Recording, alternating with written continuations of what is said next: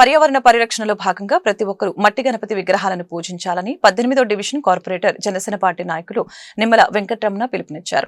మంగళవారం ఆరగ్రహారం ఎత్తు రోడ్డు సెంటర్లో మట్టి గణపతి విగ్రహాలను ఆయన భక్తులకి పంపిణీ చేశారు. ఈ సందర్భంగా నిమ్మల వెంకటరమణ మీడియాతో మాట్లాడుతూ వినాయక చవితి అంటేనే ప్రకృతి ఆరాధన అని ఆ దిశగా మట్టి గణపతి ప్రతిమల్ని భక్తులు ఆరాధించాలని కోరారు. కార్యక్రమంలో జనసేన పార్టీ ప్రధాన కార్యదర్శి ఉప్పు వెంకటరత్తయ్య, ఎర్రగోపుల జయదీపు, లక్ష్మీశెట్టి నాని తదితరులు పాల్గొన్నారు.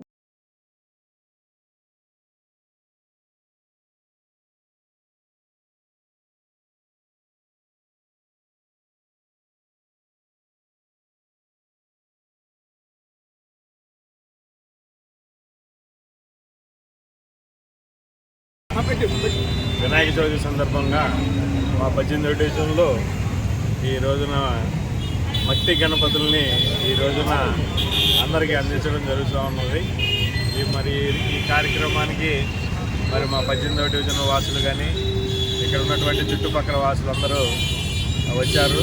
ఇది గత 4 సంవత్సరాలుగా ఇది 5వ సంవత్సరం మేము ఈ మట్టి గణపతుల్ని ఈ వినాయక చవితి సందర్భంగా పంచడం జరుగుతూ ఉంది.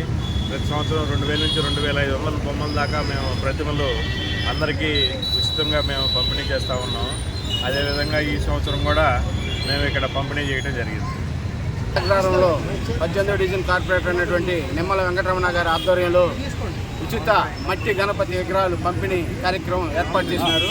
ఈ కార్యక్రమంలో కార్యకర్తలు, ప్రజలు, మహిళలు అందరూ పాల్గొని ఈ వినాయకుడి బొమ్మలు తీసుకోవడానికి అందరూ బాగా ఉత్సాహం చూపించినందుకు మాకు కూడా సంతోషంగా ఉంది. ఒక మంచి కార్యక్రమాన్ని ఏర్పాటు చేసినందుకు ఈ సందర్భంగా రమణ గారికి నా హృదయపూర్వక